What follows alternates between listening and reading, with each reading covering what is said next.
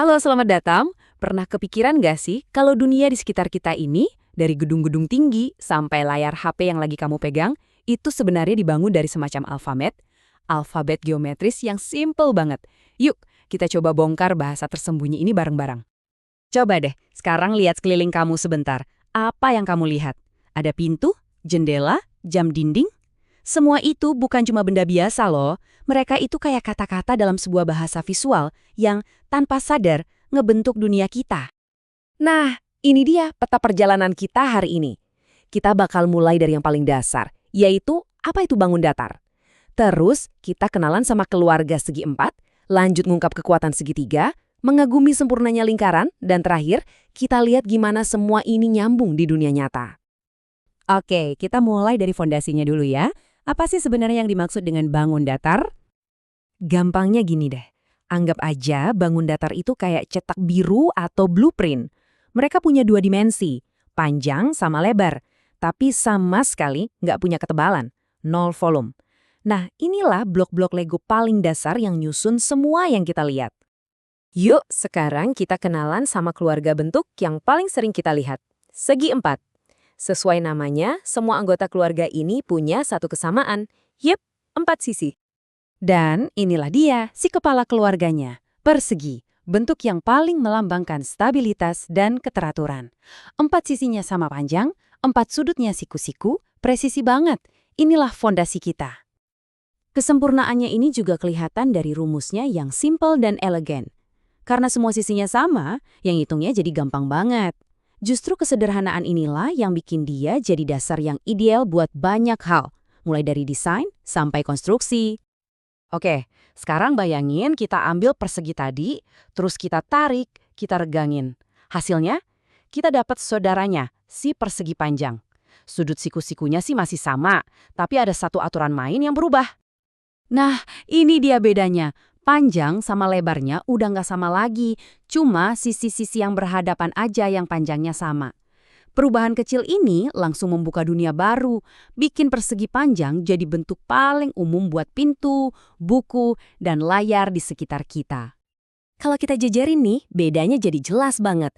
Persegi itu bisa dilipat fast jadi 4 cara, sementara persegi panjang cuma 2. Keduanya ini emang saudara, tapi punya kepribadian yang beda. Transformasinya berlanjut loh. Coba ambil persegi panjang tadi, terus bayangin kita dorong sedikit dari samping. Bentuk yang kita dapat? Jajar genjang. Kata kuncinya itu miring tapi sejajar. Sudutnya emang udah nggak siku-siku lagi, tapi sisi yang berhadapan itu tetap sejajar dan sama panjang. Ini nih yang ngasih kesan gerak, kesan dinamis, nggak kaku kayak persegi panjang. Terus gimana kalau kita balik lagi ke si persegi, terus kita lakuin hal yang sama, kita dorong dari samping. Nah, kita bakal dapat belah ketupat. Kuncinya di sini, semua sisinya tetap sama panjang, tapi sudutnya jadi miring. Jadi, belah ketupat ini kayak gabungan sifatnya persegi, yaitu semua sisi sama, dan jajar genjang, yaitu sudutnya miring. Udah mulai kelihatan kan polanya? Oke, keluarga segi empat kita tinggalin dulu. Kalau mereka tadi simbol stabilitas, nah blok bangunan kita berikutnya ini adalah simbol kekuatan dan efisiensi. Inilah dia, segitiga. Yang bikin segitiga ini keren banget itu macam-macamnya banyak. Ada segitiga sama sisi yang simetris banget. Ada juga segitiga siku-siku yang jadi tulang punggungnya banyak konstruksi. Dan semua keragaman ini asalnya dari satu prinsip yang simple banget. Di balik semua jenis segitiga itu, cuma ada satu aturan yang nggak bisa diganggu-gugat. 3 sisi dan 3 sudut. Justru struktur yang kaku inilah yang bikin dia jadi super kuat. Setiap tekanan yang dikasih ke segitiga bakal disebarin secara merata. Makanya, ini jadi bentuk paling stabil di dunia rekayasa. Dan hebatnya lagi, ada satu rumus universal buat ngitung luasnya. Nggak peduli bentuk segitiganya aneh gimana pun. Setengah dikali alas dikali tinggi. Ini nunjukin efisiensi yang emang udah jadi sifat alaminya. Dari tadi kita ngomongin garis lurus, sudut-sudut tajam. Sekarang kita masuk ke dunia yang beda banget. Dunia bentuk yang mengalir, gak punya awal, gak punya akhir. Inilah lingkaran. Definisinya itu indah banget.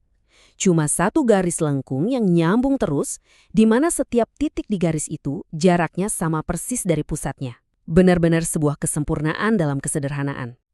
Dan angka ini 360 derajat. Inilah sihirnya. Satu putaran penuh, tanpa sudut, tanpa putus. Inilah kenapa lingkaran sering jadi simbol keutuhan, siklus, dan gerakan yang nggak pernah berhenti. Oke, kita udah bongkar alfabet geometris ini satu-satu. Sekarang pertanyaan paling penting, terus gunanya apa? Nah, sekarang saatnya kita sambungin semua titik-titiknya dan lihat gimana bahasa ini berbicara di dunia kita. Coba deh lihat lagi, layar HP kamu itu persegi panjang, ubin di lantai, persegi, kekuatan segitiga nopang atap rumah dan jembatan, efisiensi lingkaran bikin roda mobil kita muter, bahkan belah ketupat yang unik itu kita kenal banget sebagai bentuk ketupat. Alfabet ini ada di mana-mana loh. Jadi, ini tantangan terakhir dari saya. Setelah paham alfabet visual ini, kira-kira apa nih yang bakal kamu perhatiin secara beda pas jalan keluar nanti? Dunia di sekitar kamu jadi kelihatan sedikit lebih masuk akal, kan?